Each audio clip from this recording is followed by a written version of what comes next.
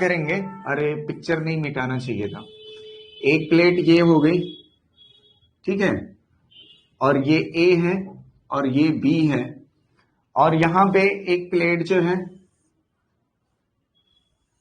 इसका dielectric constant K1, ठीक है, और एक मेटल है, एक क्या है,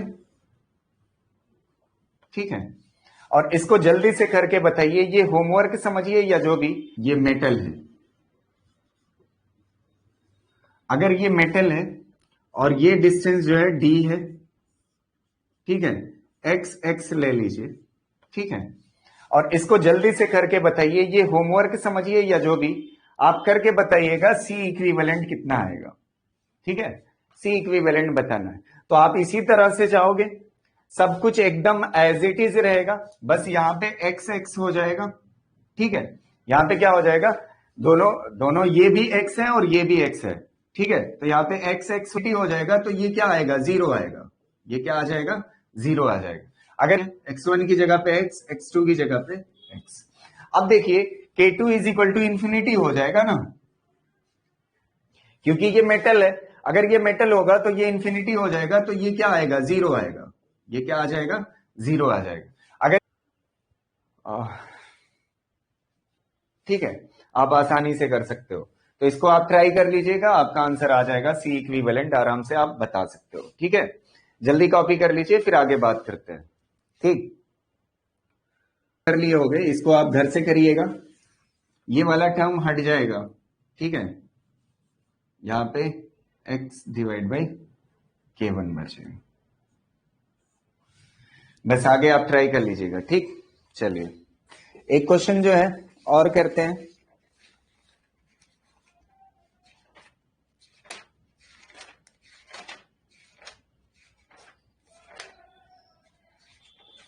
हाँ ये क्वेश्चन है, ठीक है, इसको करके बताइएगा। अभी ये जो क्वेश्चन कर रहे थे ये हम पैरेलल पे कर रहे थे, एक क्वेश्चन इस तरह से है, वो सॉरी, इससे पहले हम जो क्वेश्चन कर रहे थे वो सीरीज के ऊपर, हाँ ये क्वेश्चन है, ठीक है, इसको करके बताइएगा। अभी ये जो क्वेश्चन कर रहे थे ये हम पैरेलल पे कर रहे थे, एक क्वेश्चन इस तरह से है, वो सॉरी, इससे पहले हम जो क्वेश्चन कर रहे थे वो सीरीज के ऊपर कर रहे थे। अब पैरेलल पे एक क्वेश्चन और देखते हैं, ठीक है, कुछ इस तरह से है, ये कैपेसिटर की प्लेटें हैं, ये A है टर्मिनल और ये B है, ठीक है, और इसके अंदर डाइलेक्ट्रिक भरा हुआ है कुछ इस तरह से, एक डाइलेक्ट्रिक, ये, ठीक है, ये देखिए पैरेलल है, इसके अबाउट पोटेंशियल डिफरेंस सेम, इसके अबाउट पोटेंशियल डिफरेंस सेम, ये इसके अबाउट पोटेंशियल डिफरेंस है, तो 3 कैपेसिटर है,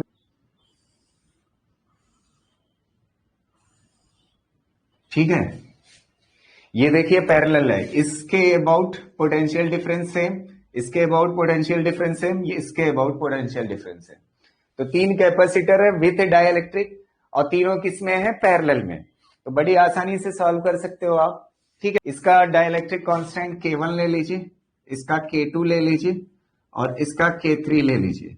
आपको C इक्विवेलेंट बताना है बिटवीन A एंड B, ठीक है, ये क्वेश्चन है हमारे पास, तो जल्दी से करके बताइए, फिर इसी के ऊपर नीट में पूछा था थोड़ा सा एक लाइन बढ़ा के, ठीक है, और में है, किसमें है, पैरेलल में, तो पैरेलल में C equivalent is equal to होता है C1 plus C2 plus C3, यही होता है ना, अगर 3 कैपेसिटर किसमें लगे हों, पैरेलल में, तो ये भी पैरेलल में तीनों लगे हुए हैं, ठीक है।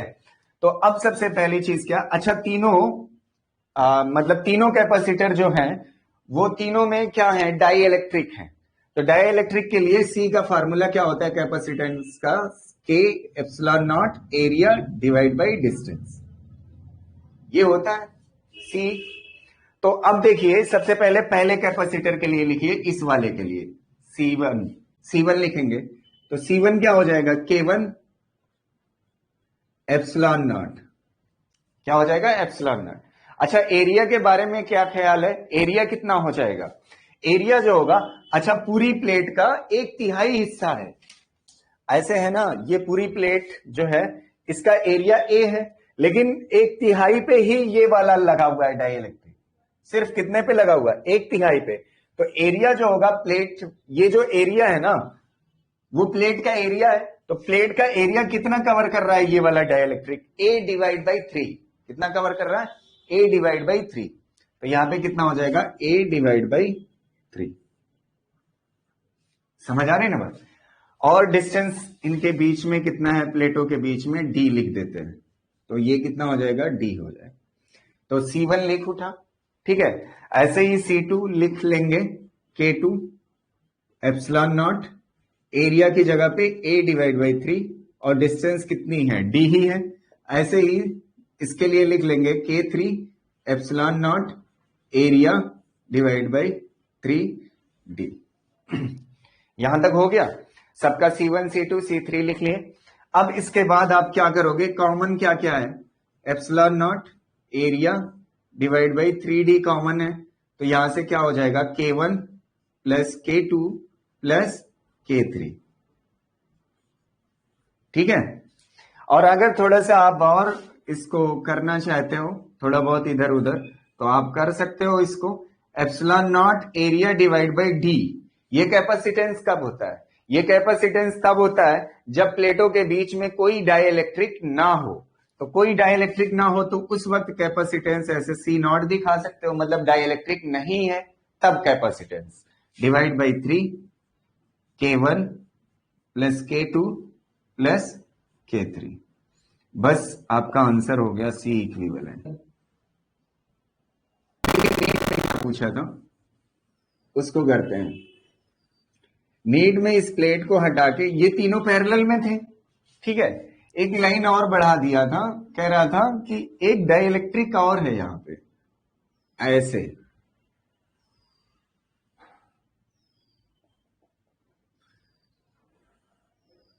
ठीक है,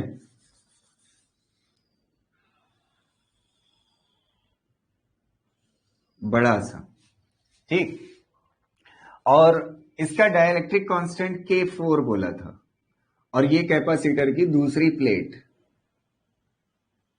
जिससे टर्मिनल बैटरी का B लगा हुआ है, ठीक है।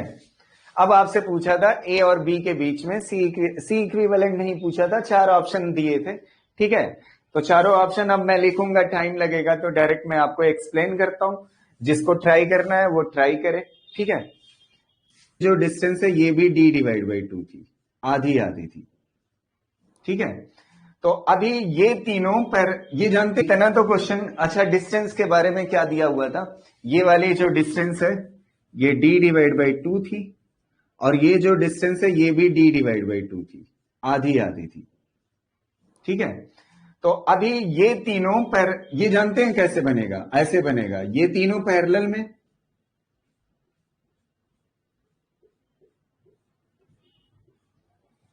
और ये इसके साथ सीरीज में, ये बनेगा कैपेसिटर, ठीक है। और तीनों, ये चारों कैपेसिटी निकाल लेंगे इन तीनों का C, ठीक है। और विदाउट डाइइलेक्ट्रिक वाला तो हम सॉल्व करना जानते ही थे, अब विथ डाइइलेक्ट्रिक भी जानते हैं कैसे सॉल्व करते हैं, तो इसको आप आसानी से कर सकते हो। तो देखिए सबसे पहले हम क्या करेंगे, C इक्विवेलेंट निकाल लेंगे इन तीनों का, C1 C2 C3, ठीक है। इन तीनों का C इक्विवेलेंट निकालोगे तो क्या होगा? अभी हमने किया था पैरेलल में है, तो C1 plus C2 plus C3, ठीक है। तो C1 कितना होगा? अभी हमने लिखा था C इज इक्वल टू क्या होता है? K epsilon not area divide by distance, ये होता है हमारा फार्मूला, K/3।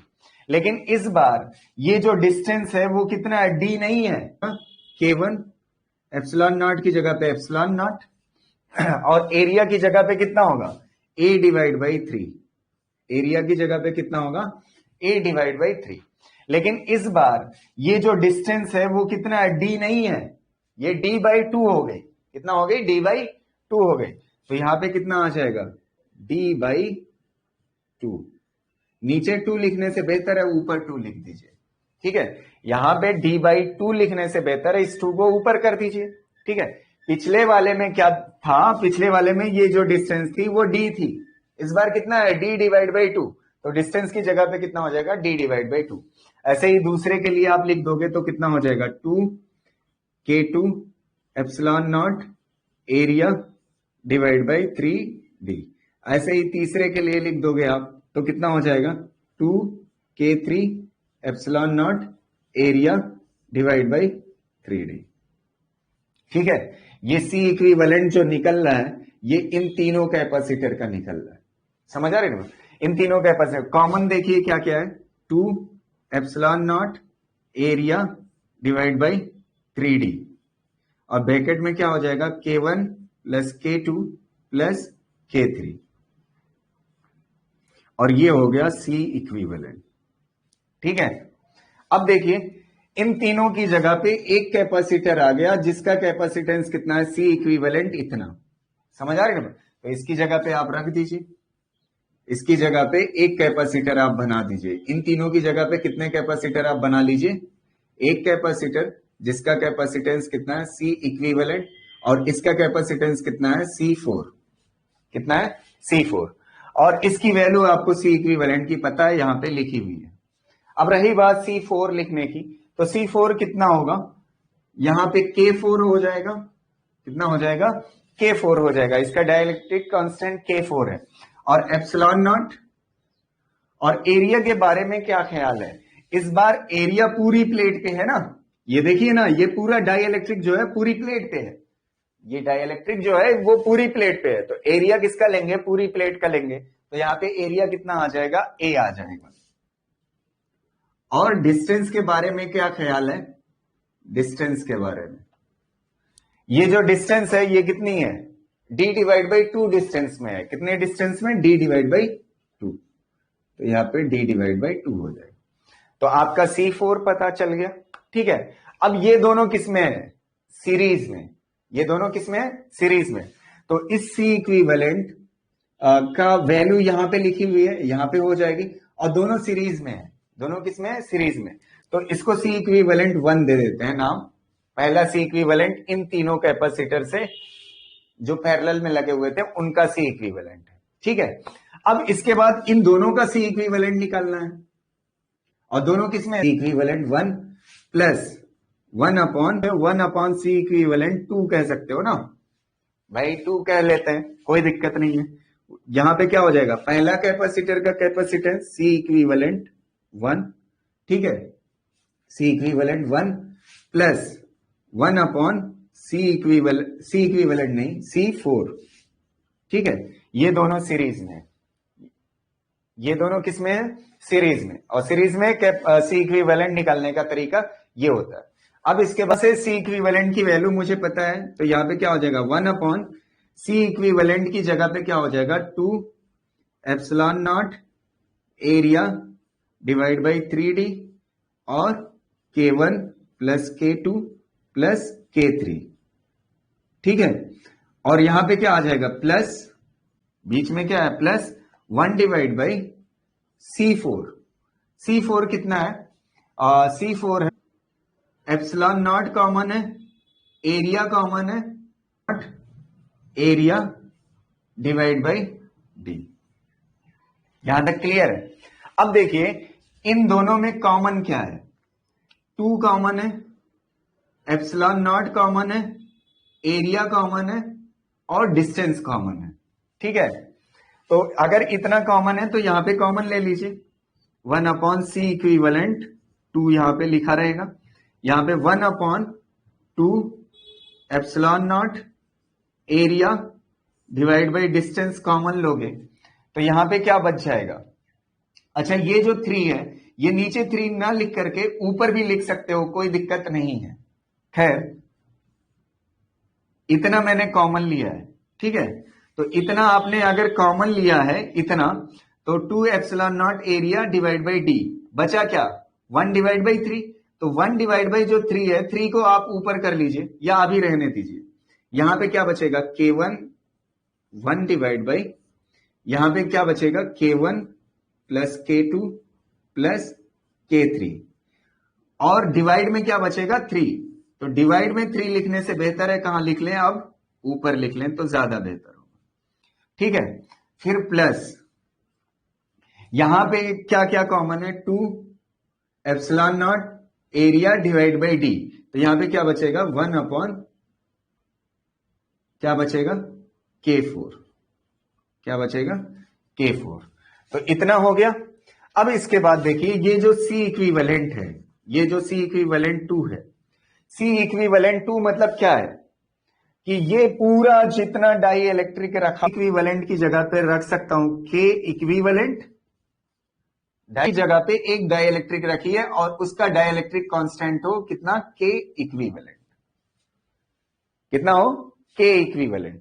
तो अब मैं यहां पे 1 अपॉन C इक्विवेलेंट की जगह पे रख सकता हूं K इक्विवेलेंट, डाई इलेक्ट्रिक ना हो, लेकिन इन सब की जगह पे हम not area divide by distance, यही तो होगा यार। ये क्या है, epsilon not area divide by distance. ये कब है फार्मूला, जब कोई डाई इलेक्ट्रिक ना हो, लेकिन इन सब की जगह पे हटा के मैं एक डाई इलेक्ट्रिक रख दूं, तो एक डाई इलेक्ट्रिक रखूंगा तो वो इक्विवेलेंट ही तो कहलाएगा, तो उसका इक्विवेलेंट कांस्टेंट कितना होगा, K इक्विवेलेंट होगा। समझ आ रही है ना, यहां तक क्लियर है। अब epsilon not area divide by D, epsilon not area divide by D cancel हो जाएगा, और यहां पे बचा क्या है 1 डिवाइड बाई 2। इस 2 को आप इधर ला सकते हो, तो यहां पे मैं लिख दे रहा हूं, तो क्या हो जाएगा 2 divide by K equivalent is equal to क्या बचेगा 3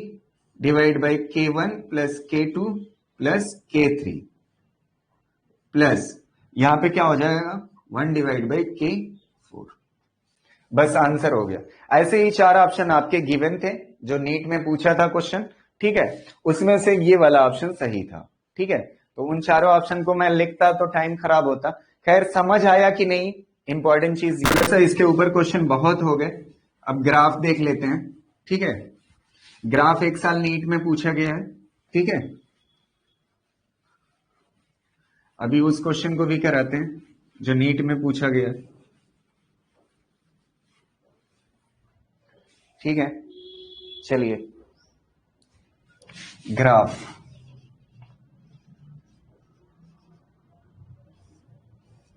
ठीक है, और ग्राफ दो तरह का, versus distance, E versus X, मतलब इलेक्ट्रिक फील्ड वर्सेस डिस्टेंस। ठीक है, और दूसरा ग्राफ होगा potential versus distance, potential versus distance. ठीक है, एक बात मेरी ध्यान रखिएगा, ये पोटेंशियल वर्सेस डिस्टेंस ग्राफ है, पोटेंशियल ड्रॉप नहीं है, ये पोटेंशियल ड्रॉप नहीं है। समझ आ रही ना बात, ये पोटेंशियल वर्सेस एक्स ग्राफ है। ठीक है, जो मैं d/2 और आधा। एक क्वेश्चन फॉर एग्जांपल हमारे लिए ये वाला क्वेश्चन है, इसमें डाइइलेक्ट्रिक भरा हुआ था ना, आधे में डाइइलेक्ट्रिक था d/2 और आधा क्या था, खाली था। आधा क्या था, खाली था। पूरी डिस्टेंस कैपेसिटर के बीच की जो थी वो कितना थी, d थी। ठीक है, अब हमसे अगर इलेक्ट्रिक फील्ड का ग्राफ पूछता कि इसके लिए इलेक्ट्रिक फील्ड का ग्राफ कैसा बनेगा, तो एक चीज समझिए, electric field versus distance graph. ठीक है, तो सबसे पहले पॉइंट मार्क कर लीजिए, एक्स एक्सिस पे डिस्टेंस है, तो ये यहां पे d/2 कर देते हैं और यहां पे कितना हो जाएगा, d हो जाएगा। ठीक है, यहां तक d/2, फिर आगे यहां पे पहुंच जाओगे तो पूरी डिस्टेंस हो जाएगी ना, यहां से यहां तक, तो यहां पे डिस्टेंस कितनी हो जाएगी, d हो जाएगी। ठीक है, तो अब देखिए हमसे कह रहा है इलेक्ट्रिक फील्ड का ग्राफ बनाइए, तो सबसे पहली चीज ये जो खाली जगह है यहां पे इलेक्ट्रिक फील्ड E0 होगी। कितना होगी, E0 होगी, और E0 पूरी कहां से कहां तक, यहां से यहां तक। मैंने आपको बताया है कि अगर कोई प्लेट है, क्या है, कोई प्लेट है, प्लेट से आगे किसी भी पॉइंट पे अगर वो इनफाइनाइट लेंथ की है, मैंने आपको बताया कैपेसिटर की जो प्लेट लेना आप कैसी लेना, इनफाइनाइट लेंथ की लेना। कैसी लेना, इनफाइनाइट लेंथ की। तो इनफाइनाइट लेंथ की प्लेट की वजह से पॉइंट मतलब डिस्टेंस आप चेंज करोगे, मतलब जैसे जैसे आगे जाओगे इलेक्ट्रिक फील्ड कांस्टेंट रहती है। इलेक्ट्रिक फील्ड क्या रहती है, कांस्टेंट रहती है। और वो ई का फार्मूला मैंने आपको बताया था, sigma upon epsilon not, distance पे डिपेंड नहीं करती। इनफाइनाइट प्लेट की जो इलेक्ट्रिक फील्ड होती है वो डिस्टेंस पे डिपेंड नहीं करती है। तो इस प्लेट को, कैपेसिटर की प्लेट को जो माना जाता है वो इनफाइनाइट लेंथ का माना जाता है। और मैंने रीजन भी बताया था क्यों, ठीक है, क्योंकि कैपेसिटर के बीच की ये जो डिस्टेंस चौड़ी सी दिखा रहा हूं, दिख रहा है, लेकिन इतनी चौड़ी सी होती नहीं है। बताओ इतना बड़ा कैपेसिटर आपके फैन में फिट हो जाएगा? समझ आ रही ना बात? तो हालांकि ये बहुत छोटी डिस्टेंस होती है। तो अगर बहुत छोटी डिस्टेंस होगी तो अगर कोई चीज करीब से देखी जाती है तो वो इनफाइनाइट मानी जाती है। तो ये प्लेट कैसी ली जाएगी, इनफाइनाइट। तो इसका ई नॉट क्या है, कांस्टेंट है। तो ई नॉट कांस्टेंट है, कहां से कहां तक, d/2 तक। तो d/2 तक ई नॉट है इलेक्ट्रिक फील्ड, कितना है, ई नॉट। यहां तक हो गया, d/2 तक आप बना लीजिए। ये क्वेश्चन नीट में पूछा गया, बता रहा हूं, यही क्वेश्चन नहीं, मतलब इसी तरह से ई नॉट हो गया। फिर आगे जो है इलेक्ट्रिक फील्ड, ये डाई इलेक्ट्रिक प्रेजेंट है। डाई इलेक्ट्रिक जब प्रेजेंट होता है तो इलेक्ट्रिक फील्ड घट जाती है, कितने टाइम्स, के टाइम्स। इलेक्ट्रिक फील्ड क्या हो जाती है, के टाइम्स घट जाती है। लेकिन के टाइम्स घट जाए, के की वैल्यू मान लेते हैं 5 है, तो अब भी तो कांस्टेंट ही है ना इलेक्ट्रिक फील्ड, डिवाइड बाई 5 होगी तो घट जाएगी, मतलब थोड़ा सा कम हो जाएगी इलेक्ट्रिक फील्ड। लेकिन रहेगी कितना, रहेगी क्या, कांस्टेंट ही रहेगी। और उसकी वैल्यू कितना होगी, ई नॉट डिवाइड बाई के। ऐसे देखिए, ई नॉट डिवाइड बाई के, ये वाली वैल्यू, ठीक है। और कहां तक, डी तक। तो बस हो गया, ई वर्सेस एक्स ग्राफ हमारा तैयार, ठीक है। तो एक ये हो गया। अब इलेक्ट्रिक फील्ड के बाद एक चीज हमसे पूछ सकता है, पोटेंशियल वर्सेस एक्स।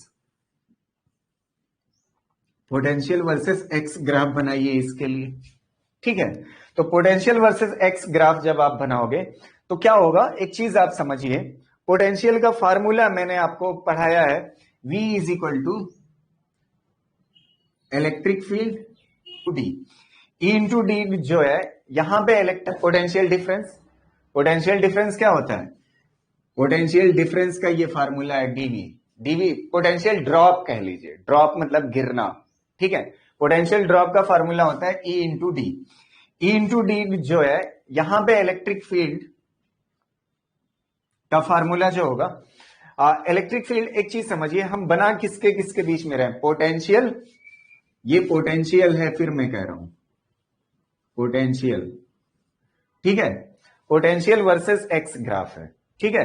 तो इलेक्ट्रिक फील्ड यहां पे खाली है, खाली है तो ई नॉट होगी, ई नॉट इंटू डी, ठीक है। और ई नॉट को मैं लिख सकता हूं, मैंने आपको कई बार कहा है, sigma upon epsilon not into D. और सिग्मा की जगह पे आप क्या कह सकते हो, Q upon area epsilon not into D, ये हो जाएगा। और ये पोटेंशियल ड्रॉप है। ड्रॉप मतलब गिरना, ड्रॉप मतलब क्या होता है, गिरना, डिक्रीज करना, समझ आ रहे हो। पोटेंशियल जैसे जैसे आगे बढ़ रहे हैं, जैसे जैसे आगे बढ़ रहे हैं, पोटेंशियल क्या कर रहा है, ड्रॉप कर रहा है। और कैसे ड्रॉप कर रहा है, देखिए, ड्रॉप करना मतलब अगर आप इस चीज को देखोगे तो ये जो इक्वेशन है लीनियर की है, y is equal to m x बनेगी, y is equal to m x.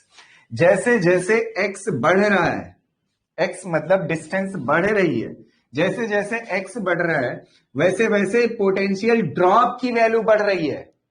ये जो y है, मेरी बात ध्यान से सुनिए, ड्रॉप 20 हो जाता है, इस वक्त ड्रॉप 20 का है। पोटेंशियल जैसे मान लेते हैं 50 था, 50 से कितना हुआ 40, तो इस वक्त ड्रॉप कितने का है, 10 का है। फिर उसके बाद क्या होता है, पोटेंशियल 40 से 20 हो जाता है, इस वक्त ड्रॉप 20 का है। समझ आ रही ना बात? तो इसका मतलब ये इक्वेशन क्या बता रही है, जैसे जैसे आप डिस्टेंस बढ़ रहे हो, जो ड्रॉप है वो तेजी से गिर रहा है। समझ आ रही ना बात? वो ड्रॉप क्या हो रहा है, पहले 10 था, अब कितना है, 20 हो गया ड्रॉप। समझ आ रही है? तो समझ पा रहे हो ना, पहले पोटेंशियल 10 डिक्रीज किया, फिर अगले पे कितना डिक्रीज किया, 20 गिरा। समझ आ रहे हैं? तो पोटेंशियल ड्रॉप ड्रॉप मतलब क्या, पोटेंशियल। अब अगर दोनों में फर्क समझिए, 50 से 40 हुआ तो पोटेंशियल कितना गिरा 10, और 40 से 20 हुआ तो पोटेंशियल कितना गिरा 20। लेकिन मैं ग्राफ किसके बीच में बना रहा हूं, पोटेंशियल वर्सेस एक्स के, potential versus x. Potential versus x बनाना मतलब क्या है, पहले पोटेंशियल 50 था अब 40, अब 40 के बाद अब 20, ये है पोटेंशियल। अबे 50 में से 10 गिर गया तो बचा कितना 40 ना, तो ये पोटेंशियल है, समझ आए। और ड्रॉप कितने का हुआ, ये ड्रॉप है, ये y is equal to m x मतलब लीनियर। तो समझ आ रहे हो, तो समझ आ रहे हो। तो एक चीज समझिए, ये पोटेंशियल ड्रॉप जो है वो लीनियर है, कैसा है, लीनियर है। y is equal to m x, ये y is equal to m x मतलब लीनियर।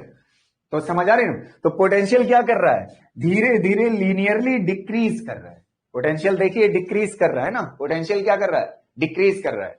और ड्रॉप क्या हो रहा है, जैसे जैसे x, और कहां तक, यहां पे कितना ले लेते हैं d/2 तक। डिक्रीज भी पोटेंशियल का कैसा होगा, लीनियर होगा। और बस बहुत ज्यादा इसके लिए परेशान ना होइए, इसका जो बनेगा ग्राफ ऐसे लीनियर बनेगा पोटेंशियल ड्रॉप का। और कहां तक, यहां पे कितना ले लेते हैं d/2 तक,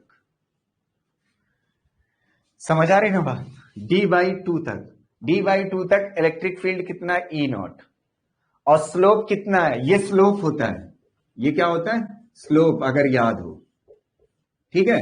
और स्लोप को हम कैसे दिखाते थे, tan थीटा बोलते थे, क्या बोलते थे, tan थीटा। तो देखिए एंगल इतना है स्लोप का, E0/K हो जाएगा, E0 की जगह पे कितना है Q/A/0।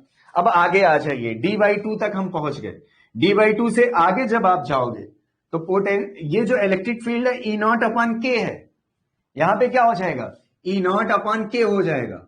E0 की जगह पे डिवाइड कर रहे हैं, किससे डिवाइड कर रहे हैं, और ज्यादा से डिवाइड कर रहे हैं।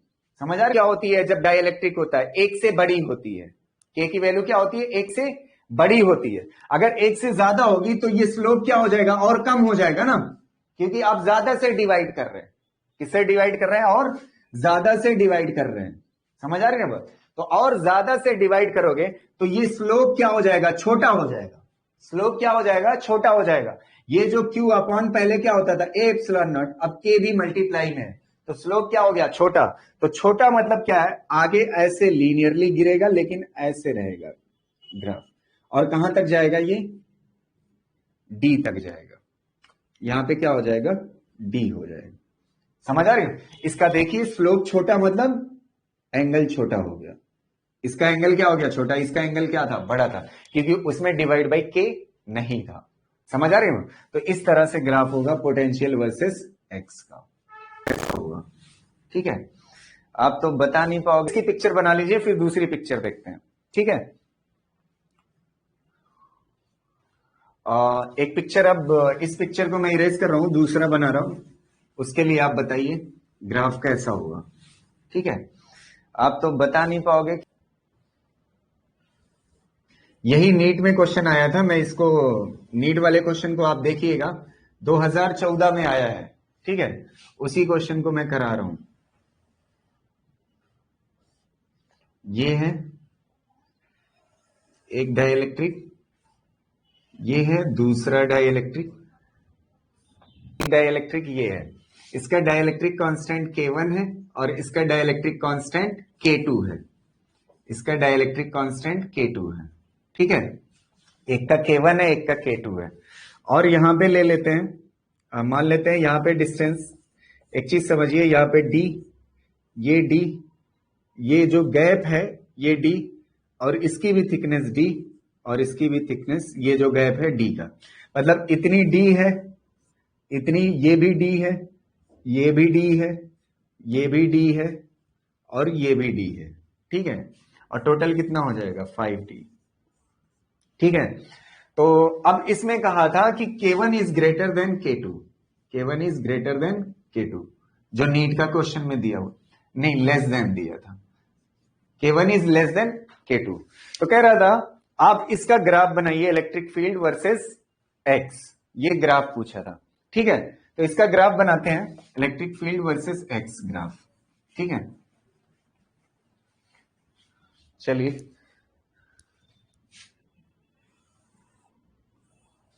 Electric field versus x graph. अब आप देखिए, सबसे पहले मार्क कर लीजिए D, 2D, 3D, 4D, 5D। ठीक है, यहां पे जाके 5D कंप्लीट हो जाता है। ठीक है, अब देखिए यहां पे, अच्छा यहां पे खाली है ना, यहां पे खाली है तो इलेक्ट्रिक फील्ड कितना होगी, ई नॉट। कितना होगी, ई नॉट, और कांस्टेंट रहती है इलेक्ट्रिक फील्ड। तो चलिए डी तक क्या है, खाली है, और इलेक्ट्रिक फील्ड कितना है, ई नॉट। ठीक, ये हो गया। अब आगे यहां पे इलेक्ट्रिक फील्ड कितना घट जाएगी, के टाइम्स कितना, K1। कितना हो जाएगा, K1 हो जाएगा।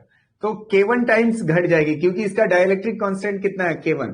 तो यहां पे जो बनेगी पिक्चर वो थोड़ा सा K1 टाइम्स घट जाएगी और ऐसे बनेगी, और कहां तक, 2D तक। और यहां पे सामने क्या लिखा जाएगा, ई नॉट डिवाइड बाई के। ठीक है, K1 क्या हो जाएगा, K1। ये हो गया यहां तक का ग्राफ। अब आगे क्या है, गैप है, आगे गैप है, तो गैप में इलेक्ट्रिक फील्ड क्या होती है, ई नॉट होती है। तो यहां पे कितना हो जाएगी, फिर कहां तक है ये, 3D तक। कहां तक है, 3D तक कितना है, ई नॉट है। तो चलिए 3D तक ई नॉट है। अब इसके बाद फिर एक डाइलेक्ट्रिक आता है जिसका डाइलेक्ट्रिक कांस्टेंट K2 है, और K2 बड़ा है। K2 क्या है, बड़ा है। तो इसकी जो इलेक्ट्रिक फील्ड होगी ई नॉट अपॉन K2 होगी। तो K2 बड़ा है ना K1 से, अगर K2 बड़ा है तो इसकी वैल्यू क्या होगी, E naught divide by K2 की छोटी होगी। E naught divide by K2, E naught divide by K2 जो होगा वो छोटा होगा ई नॉट डिवाइड बाई K1 से, क्योंकि K1 जो है वो छोटा है।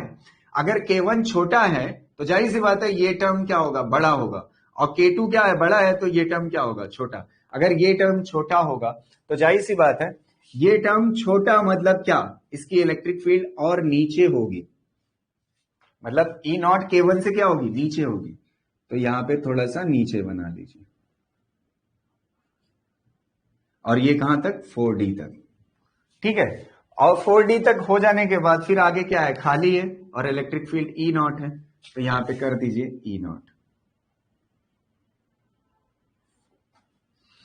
बस हो गया, आपका बन गया। यही नीट में पूछा था क्वेश्चन, तो जल्दी से कर लीजिए कॉपी, फिर आगे बढ़ते हैं। पोटेंशियल वाला ग्राफ, खैर पोटेंशियल वाला भी देख लेते हैं, पोटेंशियल ग्राफ कैसा होगा इसका।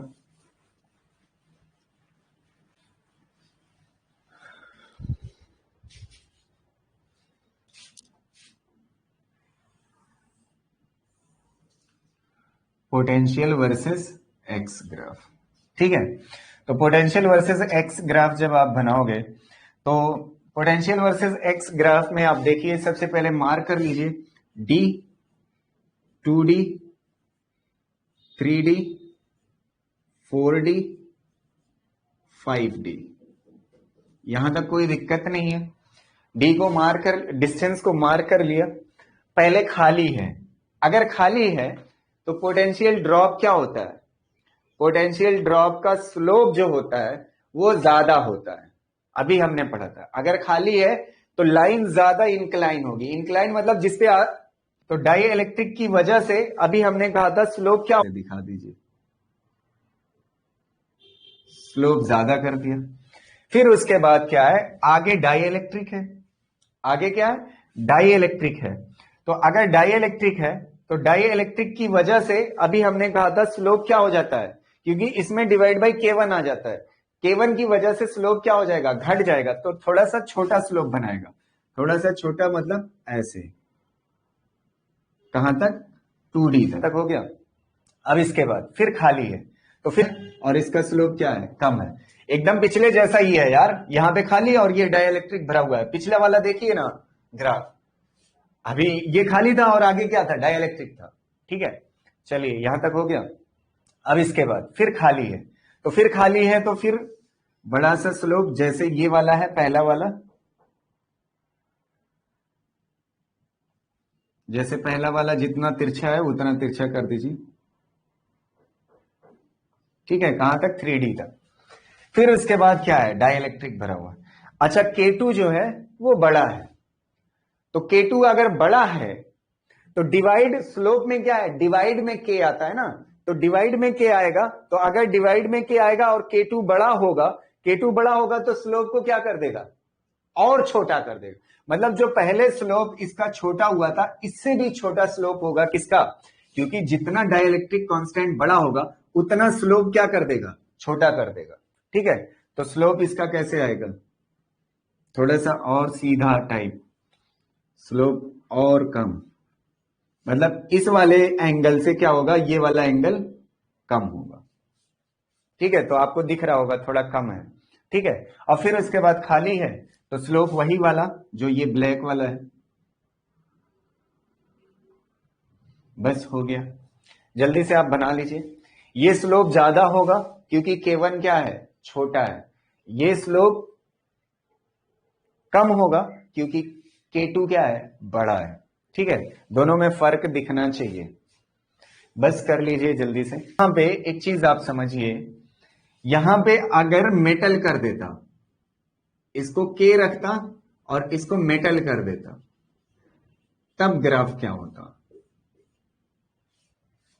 ठीक है, यहां तक ग्राफ ये सेम रहेगा, एज इट इज रहेगा, लेकिन ये K क्या हो जाएगा, इन्फिनिटी।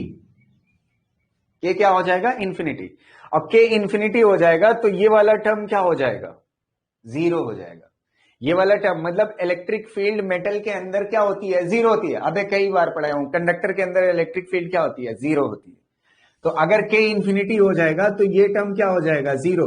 तो मतलब इलेक्ट्रिक फील्ड अंदर क्या हो गई, जीरो। तो इलेक्ट्रिक फील्ड अंदर जीरो हो जाएगी, तो ये ग्राफ यहां पे चलाएगा ऐसे। अब यहां पे बनेगा ये, ठीक है, इलेक्ट्रिक फील्ड क्या हो गई, जीरो। आगे खाली है, आगे ऐसे ही रहेगा एज इट इज। ठीक है, यहां तक क्लियर है। अब आगे करते हैं। एक चीज, पोटेंशियल वाला ग्राफ देखिए, यहां पे चेंज होगा, यहां तक तो सेम रहेगा। अच्छा, अगर K इन्फिनिटी हो गया, तो अभी मैंने पोटेंशियल का फार्मूला लिखा था, dV is equal to slope is equal to क्या था, इलेक्ट्रिक फील्ड इंटू डिस्टेंस होता है। अगर E नॉट होता तो क्या होता, sigma upon epsilon not into D होता। और यहां पे क्या, सिग्मा की जगह पे Q upon epsilon not, Q upon epsilon not area. Sigma की जगह पे कितना हो जाएगा, Q upon area, epsilon not ऐसे ही रहेगा, यहां पे D हो जाए। लेकिन अगर डाई इलेक्ट्रिक है, तो डाई इलेक्ट्रिक होने की वजह से यहां पे क्या आता है, डीवी में डिवाइड बाई K आता है। क्या आता है, डिवाइड बाई K। तो स्लोप में डिवाइड बाई K आ जाने की वजह से K कितना है, इन्फिनिटी, मेटल है। अगर K इन्फिनिटी है तो ये स्लोप क्या हो जाएगा, जीरो। और स्लोप जीरो मतलब एंगल जीरो। ये यहां पे एंगल है, यहां पे एंगल है। एंगल जीरो कब होगा, जब ऐसे सीधा होगा। क्या होगा, सीधा होगा। मतलब अगर इन्फिनिटी से आप डिवाइड कर दोगे कोई चीज, तो पोटेंशियल ड्रॉप क्या हो जाएगा, जीरो। मतलब ड्रॉप पोटेंशियल नहीं होगा। ड्रॉप मतलब जो यहां पे पोटेंशियल था वही यहां पे होगा। ड्रॉप क्या हो जाएगा, अबे ये टर्म क्या आ जाएगा, dV is equal to zero. Drop मतलब ड्रॉप, ड्रॉप जीरो आ जाएगा, डिवाइड बाई इन्फिनिटी ना। अगर डिवाइड बाई इन्फिनिटी होता है तो ये जीरो हो जाए, तो डीवी इज इक्वल टू क्या हो जाएगा, zero. V2 minus V1 is equal to क्या लिखोगे, zero. V2 is equal to क्या हो जाएगा, V1 हो जाएगा। V2 is equal to V1 मतलब जो पोटेंशियल यहां पे था वही पोटेंशियल यहां पे होगा। पूरी मेटल में पोटेंशियल क्या होगा, सेम होगा। आगे क्या है, खाली है, और खाली वाला ग्राफ जैसे था वैसे ही रहेगा, कुछ इस तरह से, जैसे ये वाला है। ये खाली था, ये खाली था, ये खाली था। ठीक है, तो जल्दी से